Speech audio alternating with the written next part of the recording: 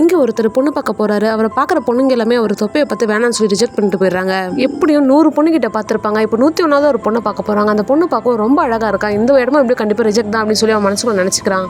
இப்போ பொண்ணு கிட்ட மாப்பிள்ள ஓகேவான்னு கேட்கறாங்க. அதுக்கு அந்த பொண்ணு ஓகேன்னு சொல்லிடுறா. அந்த பையனால இதெல்லாம் நம்பவே முடியல. அந்த பொண்ணாவே இவனுக்கு கால் பண்ணி பேச ஆரம்பிக்கிறா. அப்போ அந்த பையன் உங்களை நேர்ல மீட் பண்ணி பேசணும்னு சொல்றான். இப்போ 2 பேரும் காஃபி ஷாப்ல மீட் பண்றாங்க. அப்போ அந்த பையன் நிஜமாலே உங்களுக்கு இந்த கல்யாணத்துல ஓகேவான்னு கேட்கறான். அந்த பொண்ணு அதுக்கு எனக்கு ஓகே தான் அப்படின்னு சொல்றா. திரும்பவும் அந்த பையன் நான் பெருசா இருக்கேன், தூங்கும் போது கொரட்டை விடுவேன் அப்படிலாம் சொல்றான். அதுக்கு அந்த பொண்ணு வாழ போற வீடு பெருசா இருக்கணும், காரு பெருசா இருக்கணும், போன் பெருசா இருக்கணும்னு நினைக்கிறேன், நம்ம புருஷன் மட்டும் பெருசா இருக்க கூடாது, இதுல என்னங்க இருக்கு அப்படின்னு சொல்லிட்டு பாசிட்டிவா பேசுறா. இந்த பொண்ணு பாசிட்டிவா பேசுறதை கேட்ட அந்த பையனும் ரொம்ப ஹாப்பி ஆயிடுறான். கட்டணம் இவ்வளவுதான்டா கட்டணும்னு முடிவு எடுக்கிறான். இப்போ இவங்க 2 பேருக்குமே கல்யாணமும் நல்லபடியா நடந்து முடியுது. கல்யாணம் முடிஞ்ச அடுத்த நாள்ல அந்த பொண்ணுக்கு ஷாக் அடிச்சு மயங்கி கீழே விழுந்துடுறா. இதை பார்த்து அவங்க ஹஸ்பண்ட் பதறி போய் ஹாஸ்பிட்டல் கொண்டு போய் அட்மிட் பண்றாரு.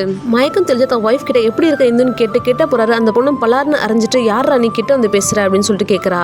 இதை கேட்ட அவனும் நான் தான் இந்து உன் ஹஸ்பண்ட் அப்படின்னு சொல்றான். என்னது இவ்வளவு பெருசா இருக்க நீ ஏன் ஹஸ்பண்டா அப்படின்னு சொல்லி கேட்கறா. இப்பதான் அந்த பையனுக்கு ஒன்று தெரிய வருது. இந்த பொண்ணுக்கு கல்யாணத்துக்கு முன்னாடி ஒரு கார் விபத்து நடந்திருக்கும். அந்த விபத்துல அந்த பொண்ணு பழசெல்லாம் மறந்துருப்பா.